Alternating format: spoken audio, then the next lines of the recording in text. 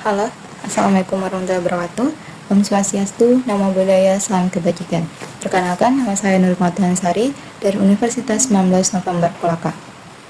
Di sini saya akan mempresentasikan materi dari artikel saya yang berjudul Pesawat Terbang dan Hukum Gerak Newton dari Teori Fisika ke Inovasi Transportasi. Adapun metode yang digunakan dalam penelitian ini yaitu metode studi case atau studi kasus untuk mengkaji secara mendalam peran hukum gerak Newton pesawat terbang. Nah, metode ini dipilih karena memungkinkan penelitian yang mendalam dan terfokus pada satu unit analisis tertentu, yaitu pesawat terbang sebagai objek penelitian. Isaac Newton adalah salah satu ilmuwan terbesar dalam sejarah yang dikenal atas kontribusinya yang luar biasa dalam ilmu fisika, matematika, dan astronomi. Nah, melalui karyanya yang monumental yaitu Filosofi Naturalis Principia Mathematica, Newton memperkenalkan 3 hukum gerak yang menjadi fondasi utama dalam mekanika klasik. Nah, hukum-hukum ini tidak hanya merevolusi cara manusia memahami gerak benda, tetapi juga menjadi landasan dalam berbagai inovasi teknologi, termasuk pesawat terbang. Hukum gerak 1 Newton.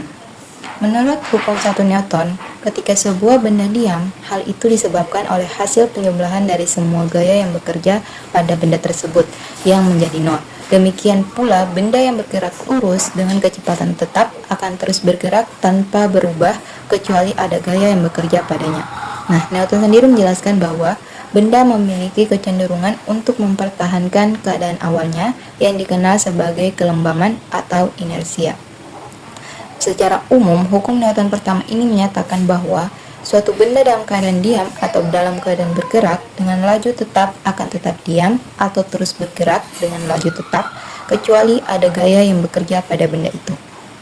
Hukum 2 Newton. Pada hukum 2 Newton dijelaskan bahwa gaya dan massa memiliki peran dalam menentukan percepatan. Semakin besar gaya yang diberikan pada suatu benda, maka percepatannya akan semakin besar pula. Namun, penting untuk dicatat bahwa gaya yang sama dapat memiliki dampak yang berbeda pada benda dengan massa yang berbeda. Hukum gerak 3 Newton. Hukum gerak 3 Newton ini mengungkapkan keberadaan gaya reaksi yang sama besar dengan gaya aksi, tetapi berlawanan arah. Jika benda pertama melakukan gaya pada benda kedua, maka benda kedua melakukan gaya yang sama besar pada benda pertama, tetapi arahnya berlawanan. Pengaplikasian ketiga hukum gerak Newton pada pesawat terbang. Pada hukum pertama, itu bentuk pengaplikasiannya pada stabilitas pesawat terbang. Hukum kedua Newton, bentuk pengaplikasiannya itu pada propulsi pesawat terbang. Dan hukum ketiga Newton, bentuk pengaplikasiannya yaitu pada pendaratan pesawat terbang. Hukum pertama Newton yang dikenal sebagai hukum inersia menyatakan bahwa suatu benda akan tetap diam atau bergerak dengan kecepatan konstan kecuali ada gaya eksternal yang bekerja padanya. Nah, dalam konteks stabilitas pesawat, saat pesawat sedang menjelajah pada ketinggian dan kecepatan konstan, gaya angkat seimbang dengan berat pesawat dan gaya dorong seimbang dengan gaya hambat. Kondisi ini membuat pesawat tetap stabil tanpa percepatan tambahan. Contohnya adalah pesawat yang terbang lurus dan datar tanpa gangguan eksternal seperti turbulensi.